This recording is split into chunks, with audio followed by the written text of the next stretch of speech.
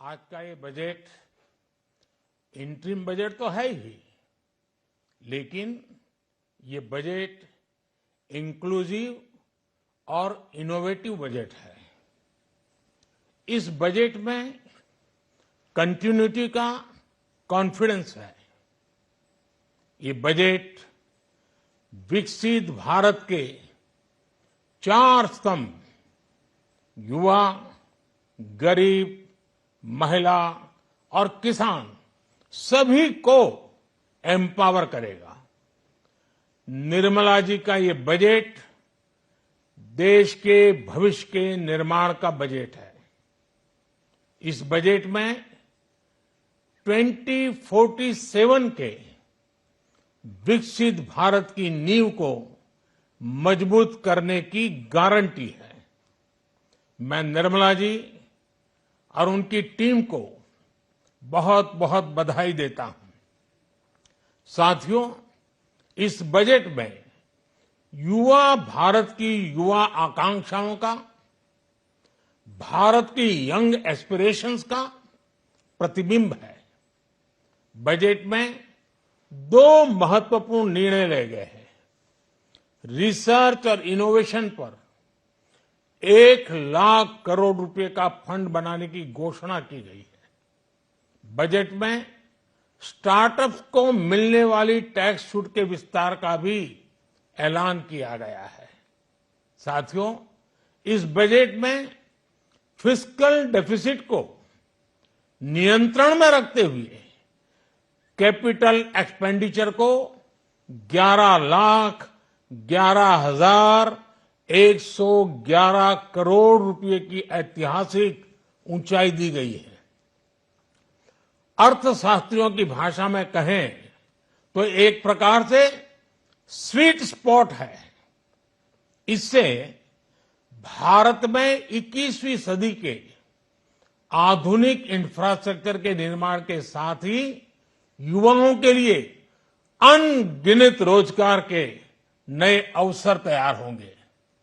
Budget में Vande Bharat standard की 40,000 आधुनिक बोगियां बनाकर उन्हें सामान्य यात्री ट्रेनों में लगाने का ऐलान किया गया है।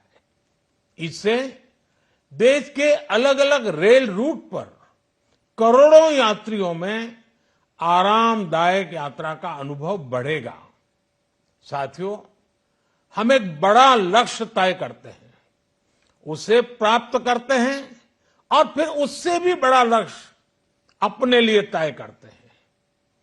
गरीबों के लिए हमने गांवों और शहरों में 4 करोड़ से अधिक घर बनाए।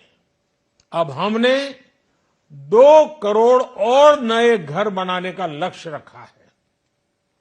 हमने 2 करोड़ महिलाओं को लखपति दीदी बनाने का लक्ष्य रखा था। अब इस लक्ष्य को बढ़ाकर 3 करोड़ लखपति दीदी बनाने का कर दिया गया है। आयुष्मान भारत योजना ने गरीबों की बहुत मदद की है। अब आंगनवाड़ी और आशा वर्कर, उन सबको इस योजना का लाभ मिलेगा। साथियों, इस बजट में गरीब और मध्यम वर्ग को एम्पावर करने, उनके लिए आय के नए अवसर बनाने पर भी बहुत जोर दिया गया है। रूफटॉप सोलर अभियान में 1 करोड़ परिवारों को सोलर रूफटॉप के माध्यम से मुफ्त बिजली प्राप्त होगी। इतना ही नहीं, सरकार को अतिरिक्त बिजली बेचकर लोगों को 15 से 20 हजार प्रति वर्ष की आय भी होगी और ये हर परिवार को होगी। साथियों, आज जिस इनकम टैक्स रेमिशन स्कीम की घोषणा की गई है, उससे मध्यम वर्ग के करीब 1 करोड़ लोगों को बड़ी राहत मिलेगी। पिछली सरकारों ने सामान्य मानवी के सिर पर दशकों से ये बहुत बड़ी तलवार लटका कर रखी थी। आज इस बजट में किसानों के लिए भी बहुत महत्वपूर्ण और बड़े निर्णय लिए गए हैं।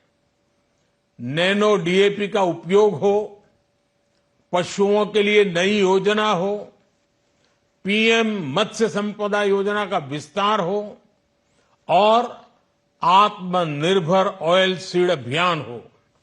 इससे किसानों की आय बढ़ेगी और खर्च कम होगा।